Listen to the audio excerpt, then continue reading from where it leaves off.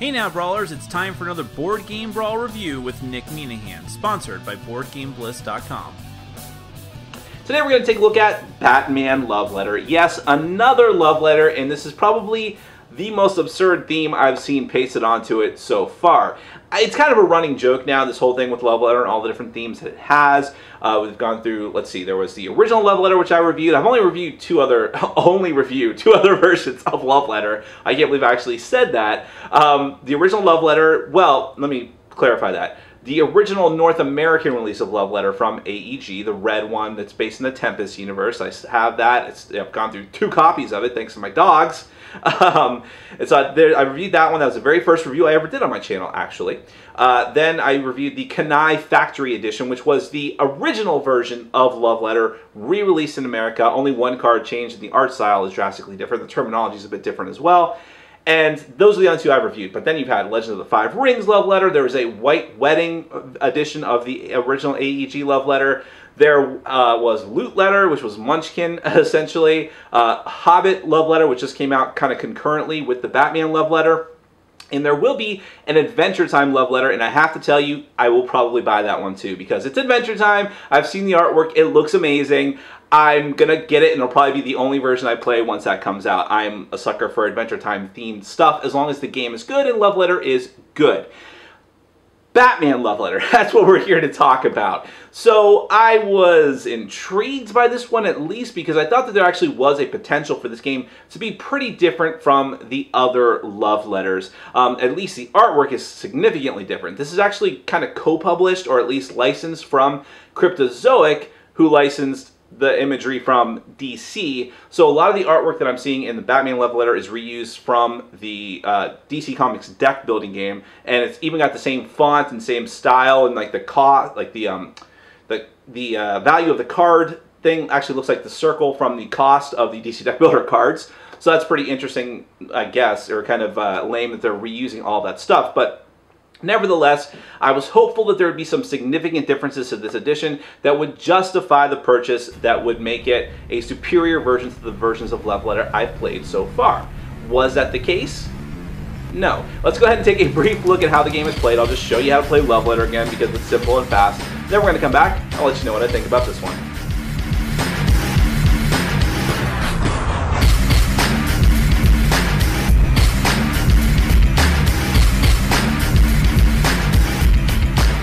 Alright, in case you are one of the 20 people that have not played Love Letter before, I'm going to teach you how to play Batman Love Letter. It is almost exactly the same as every other version of Love Letter, with just a couple of distinctions which I will go over. So the deck is made up of 16 cards. I'm just going to show you how the game mechanics work before I show you each of the cards. Everyone's going to have a player aid card in front of them that lists every single card in the game, their value and their instances, how many cards there are of that card in the deck. There are a bunch of little Batman tokens over here, which are admittedly kind of neat. So you'll put those off to the side. Those are your scoring tokens. And then at the beginning, you're going to, if you're playing with 3 or 4 players, this game goes from 2 to 4, you're going to mill, after you shuffle, you're going to mill 1 card off to the side without looking at it. And then you're going to deal every other player 1 card and put this rest of the deck here, decide who's going to go first, and that's that. Now, if you're playing a 2-player game of Love Letter, you'll have a total of 4 cards that are taken out and put to the side without looking at them instead of just 1. So you'll add 3 more to that. Now, when the game starts, whoever is first is going to draw a card, and then you're going to play a card. Playing a card is called discarding in this game. You're going to discard it face up in front of you. Whenever you play cards, you're going to splay them out so that everyone can see the cards that you've played. But you'll draw a card, play a card, do whatever the effect tells you to do, then play goes to the next player. Your goal here is one of a couple of different things. You're either trying to knock every other player out of the round through the effects of your cards, and if you're able to do that and be the last man or woman left standing, you're going to take one of these victory point tokens, and whoever is the first person to get to 7 tokens, regardless of the number of players, that's another different thing than the original Love Letter, then you are going to be the winner of the game. The other way that a round can end, you'll play this over multiple rounds obviously, is if the deck runs out, someone draws the last card from the deck, and then you play your last card in front of you, which, wow, that's weird. It's happened to be another Catwoman. And then Everyone else who is still in the game, if there's more than one person left, is going to compare the last card that they have left in hand, because you'll always have 2 cards in hand at the start of the round, and then you'll be left with 1. But everyone's going to compare the last card they have in hand. Whoever has the highest value, the number in the top corner, is going to win that round and take a token. Now, let me explain what all the different cards in the game are, and then I'm going to tell you the other main difference between this and the original Love Letter. All right, so actually I'll just tell you right now, since it's about to come up, what the other main difference is between this and the original Love Letter. And it's the Batman card. So there are 5 of the Batman cards, originally called the Soldier in AEG's original Love Letter. How this card works, when you discard the card in front of you, you're going to name a card other than Batman and choose another player. If that player has that card, he or she is out of the round. Now, a normal Love Letter, that would be it. You've just knocked a player out, which is reward in and of itself. It could win you the round. But in Batman Love Letter, if the player that you knocked out had a villain card in hand, which is, of course, you can't name Batman, but you also, if it was anyone but Robin's card, then you get an extra point just for knocking out that player. You've essentially captured a villain as Batman. So the games can go a lot faster than traditional Love Letter. Here you have Catwoman, which lets you look at another player's hand when you play the card. You simply say, hey, let me get your hands, and you look at it. Then you have Bane. You and another player secretly compare hands. The player with the lower value is out of the round. If there's a tie, nothing happens. Players take their cards back. Game continues. Robin. Until your next turn, you ignore all effects from other players' cards, including Catwoman, Bane, and the rest of them that you'll see. Poison Ivy. You can choose any player, including yourself, to discard his or her hand and draw a new card. And you must always do the effect of the card, even if it hurts you, by the way. Two-Face. Trade hands with another player of your choice. Harley Quinn is a bit odd. If you have this, well, that goes without saying, but her card is also odd. If you have this card in either Two-Face or Poison Ivy in your hand, you must discard this card. Now, you can optionally discard Harley Quinn. You're not forced to discard her only when Poison Ivy or Two-Face are in your hand. But if they are, you must. But you might put down Harley Quinn even if there's another card in your hand, just as a bluff, or if that other card is the Joker. The Joker is the highest value card in the game, the prisoner that you want to capture the most, I guess.